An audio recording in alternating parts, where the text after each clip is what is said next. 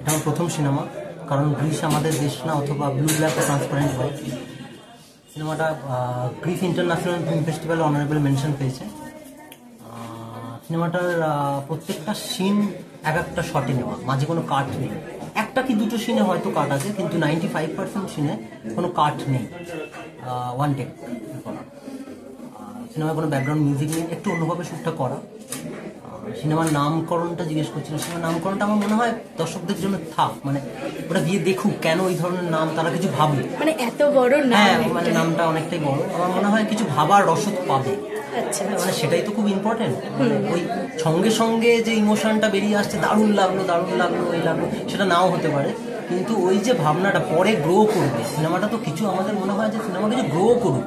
এক সপ্তাহ পরে, এক মাস পরে সিনেমাটা নিয়ে ভাবলাম যেটা কি দেখলাম, কেন দেখলাম, কি জন্য দেখলাম, খারাপ ছিল, খুব খুব ভালো ছিল, হ্যাঁ কিছু যে রিয়াকশন, একটা কৌতূহল থেকেই যাবে। আমার মনে হয় কৌতূহল থাকা ভালো। সিনেমা যে কোনো আর্ট ফর্মেই তাই, যে কোনো আর্ট ফর্মে পুরোপুরি রিভিল না করাই ভালো, যে এটা কেন, কি জন্য, কোথা থেকে, সবকিছু রিভিল না হওয়াই ভালো। আচ্ছা, এটা তো শুনলাম কোনো ব্যাকগ্রাউন্ড মিউজিক নেই, সিনেমায় কোনো ব্যাকগ্রাউন্ড মিউজিক নেই, গান নেই, ব্যাকগ্রাউন্ড মিউজিক নেই। আচ্ছা, মেকআপও নেই নাকি শুনলাম? হ্যাঁ, উইদাউট মেকআপ। আচ্ছা, এটা কি করে, মানে কেন এই চিন্তা ভাবনাটা আসলো? উইদাউট মেকআপ আমার মনে হয়েছে যে ক্যারেক্টারগুলো রয়েছে তারা, যেমন ধরো তনুশ্রী চক্রবর্তী যে ক্যারেক্টারটা মুনার রোলটা করছে, দিদির রোল, তো বাড়ির সিনে আমার মনে হয় না কোনো রকম মেকআপের দরকার আছে, মানে সবাই ঘরে রয়েছে, কি জন্য মেকআপ আর লাগবে। তো আমি সেটা তনুশ্রীদিকে কনভিন্স করেছিলাম। আচ্ছা, তারপর কথা বলে রাখি।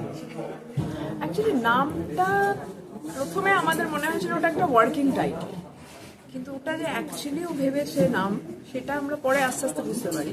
বললো না, এটাই আমার নাম হবে। তারপর যে একটা লিটারালি দুটো লাইন, মানে নাম নয়, দুটো লাইন লিটারালি, তো এটা কেন বলে যে পুরো ছবিটা তুমি যদি চিত্রনাট্যটাও দেখো, ছবিটাতে ওর রিয়েল লাইফ স্টোরি তুলে ধরেছে এবং রিয়েল লাইফের একটা ফেজ তুলে ধরেছে।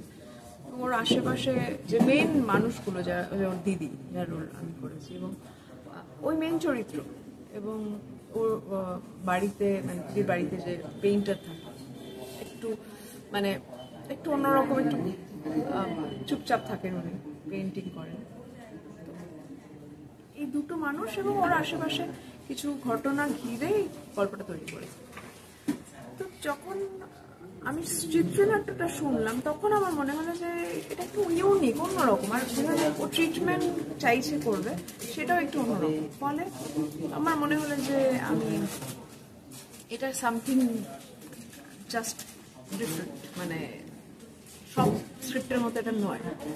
তো সেই জন্য আমার খুব এক্সাইটিং লাগলো, সেই জন্য এবার করা একদম আনসাম্বল একটা কাস্ট রয়েছে, এবং আমরা এক কথা বলা যায় কি গ্রিসেই আছি, অ্যাম্বিয়েন্স দেখে তাই তো বোঝা যাচ্ছে।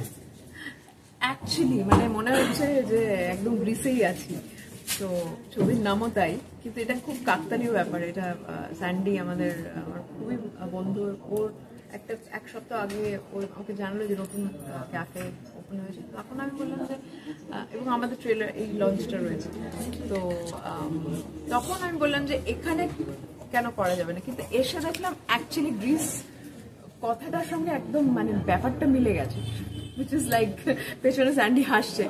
তো যাই হোক, তো which is great, আমার মনে হয় যে that's a great thing। তোমার এতদিনের অভিজ্ঞতা, সেখানে সুদীপ্তর ইনপুট, সেখানে তোমার কতটা ইনপুট ছিল, মানে তোমার মানে এখানে কি সবটাই সুদীপ্তর ইনপুটের উপরই কাজ হয়েছে, নাকি তোমারও কিছু ভার্সন আছে? কারণ তুমি একদমই ওর ইনপুট, কিন্তু আমি জাস্ট ইনপুট, হ্যাঁ মানে আমার প্রশ্ন থাকে, সেই প্রশ্নগুলো যেগুলো জিজ্ঞেস করেছি সেগুলো বলতে বলতে মানে প্রচুর আমাকে হেল্প করেছে, বলেছে যে হ্যাঁ এরকম ভাবে হবে, এরকম এটা হয়, মানে এই কারণে এটা একটা কাটে করতে চাইছি, আমি এটা এরকমই চাইছি। আমি চাইছি যে অ্যাকচুয়ালি সিনেমাটা যে, মানে সিনেমা আর রিয়েল লাইফ দুটো তো অ্যাকচুয়ালি আলাদা, কিন্তু ওর রিয়েল লাইফ থেকে সিনেমাটা তৈরি, তো কোথাও গিয়ে একটা মানে জাস্টিফাই করতে চেয়েছি যে এটা রিয়েল লাইফ, কিন্তু এই রিয়েল লাইফটাই আমি সিনেমায় দেখাবো, কিন্তু সিনেমাটা অ্যাকচুয়ালি রিয়েল লাইফের মতো, একটা মানে কাটবো না। প্রবলি সেই যুক্তিটা হয়তো কাজে লাগিয়েছে, তো সেই জন্য ও একটা কাটে, পুরো সিন, প্রত্যেকটা সিন একটা কাটে, নো মেকআপ, কোনো মেকআপ করা কেউই করে, মানে সিলেক্টাই অ্যাক্টে টেক তো আছেই, নাহলে কি করে তৈরি হবে, এক টেক। আর সিনেমার পোস্টারটা দেখে খুব বেশি ক্লিয়ারেবল নয় পুরো স্টোরি।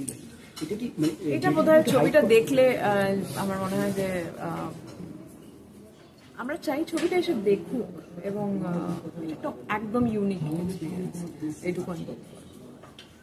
ছবির নাম ভীষণ আনকমন, তার পাশাপাশি গ্রিসেও এসছো আজকে ছবির প্রচার করতে, কি কি বলবে?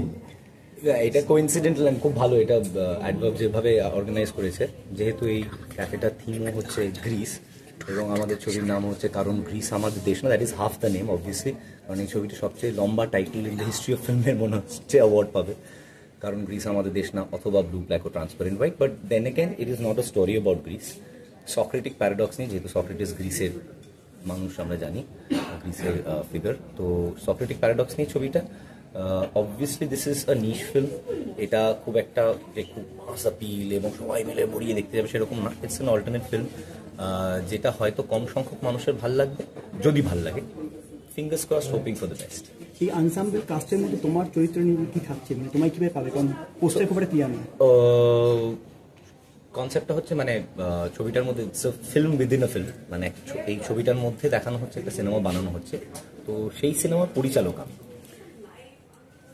পরিচালক হিসেবে আপনার অভিজ্ঞতাটা কিরকম, মানে এখানে ছবির মধ্যে তো হ্যাঁ, ছবির মধ্যে ছবি তো, এখানে তো পরিচালনা করছি না, আমি পরিচালকের ভূমিকায় অভিনয় করছি, তো আলাদা করে পরিচালনার বিশেষ কিছু আমাকে পদ্ধতি শিখতে হয়নি, কিন্তু মানে খুব ভালো মজা লাগছিল কিছুক্ষণ, অন্তত অ্যাক্টিং করছিলাম ডিরেক্টরের সিটে বসার, that is a fun power trip. তবে আপাতত আমি অভিনয় করাতেই খুশি, পরিচালকের ভূমিকাতে হোক বা অন্য কোনো ভূমিকাতে হোক।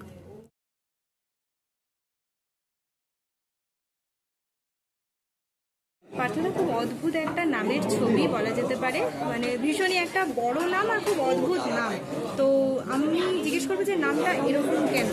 এটা আমি বলতে পারবো না, এটা একমাত্র ডিরেক্টরই বলতে পারবো, কারণ আমি এই ছবির একটা পার্ট, আমি জাস্ট অভিনয় করেছি একটা চরিত্র, সেই চরিত্রের নাম হলো ভুটান, ছবির নাম হলো গ্রিস আমাদের দেশ নয়, আর কি ব্লু ব্ল্যাক ও ট্রান্সপারেন্ট হোয়াইট, বিশাল বড় নাম, এটা হচ্ছে বাংলা সবথেকে বড় নামের ছবি। আর এই নামটা কেন, সেটার জন্যই হয়তো সিনেমা দেখতে হবে। আমার চরিত্রটার নাম হলো ভুটান, সে অনেক কিছু করে, সে একই ধারে অনেক কাজ সামলায় আর কি, এবং সে বিশ্বাস করে যে সিরিয়াস ছবি বলে কোনো ছবি হয় না, ছবি হলো মারদাঙ্গা ছবি, যেখানে নাচ থাকবে, গান থাকবে, মারামারি থাকবে। তো এই চরিত্রটা সেটাই বিলিভ করে, এবং তার সঙ্গে যে ডিরেক্টরের চরিত্র অভিনয় করেছে অনিন্দ, তো ওর সঙ্গে এই কনফ্লিক্টটাই সারাক্ষণ লেগে থাকে, যে তুমি তো ছবি বানাও, কী বানাও, মাথার উপর দিয়ে যায়। আর আমরা সিনেমা দেখতে বুঝি যেখানে হলে গিয়ে লোকে সিটি মারবে, আনন্দ করবে, এই এরকম একটা চরিত্র আর কি। রাজেশ্বরী, একদম অন্য ধরনের ছবি আমরা যেগুলো জানতে পারলাম, এবং আমরা গ্রিসেও আছি আজকে, যা অ্যাম্বিয়েন্স রয়েছে, ঠিক কী থাকছে যদি একটু বলো ছোটো করে, তোমায় কীভাবে কী থাকছে ছবিতে এবং তোমার দর্শকরা কীভাবে পাচ্ছে? আচ্ছা, হ্যাঁ, এটা একটা কোইন্সিডেন্স হয়ে গেছে যে আমাদের নামের ভেতরেও গ্রিস রয়েছে, এবং আমরা এখন যেখানটায় এটা ট্রেলার লঞ্চটা করছি সেখানেও সেই নামের ভেতরেও গ্রিস রয়েছে। তো সিনেমাটার নামটা নিয়ে আমার কাছে, আমাদের সবার কাছে এটা একটা প্রশ্ন যে কেন এরকম একটা বড় নাম। তো যেটা যখন প্রথম স্ক্রিপ্টটা আমাদের কাছে আসে, যে এখানে তো সাধারণত এক্সপেরিমেন্ট খুব একটা করা হয় না, যে এরকম একটা নাম কেন, সেই তাগিদটা থেকেই গোটা স্ক্রিপ্টটা খুব চটজলদি পড়ে ফেলে। তো স্ক্রিপ্টের সঙ্গে স্ক্রিপ্টটা একটা ওয়ান্ডারফুল স্ক্রিপ্ট, এবং এটা গোটা সিনেমার সঙ্গে এই নামটা লিঙ্ক, সেটা সিনেমাটা দেখলে আমরা বুঝতে পারবো। আর এটা একটা ফিল্ম উইদিন আ ফিল্ম, যেখানে অনিন্দ যে ক্যারেক্টারটা প্লে করছে সুদীপ্ত, সে একজন ফিল্ম মেকার, তার একটা জার্নি রয়েছে, তার জীবনের কিছু টানাপোড়েন রয়েছে, সে এক ধরনের সিনেমা বানাতে চায়, বাট এখানে যে সার্কামস্ট্যান্সেস, সেখান থেকে সে কী ধরনের একটা সিনেমা বানাতে পারছে কি পারছে না। তো ও এখন যে সিনেমাটা বানাচ্ছে, তো সেই সিনেমায় আমি নায়িকা চরিত্রে অভিনয় করছি।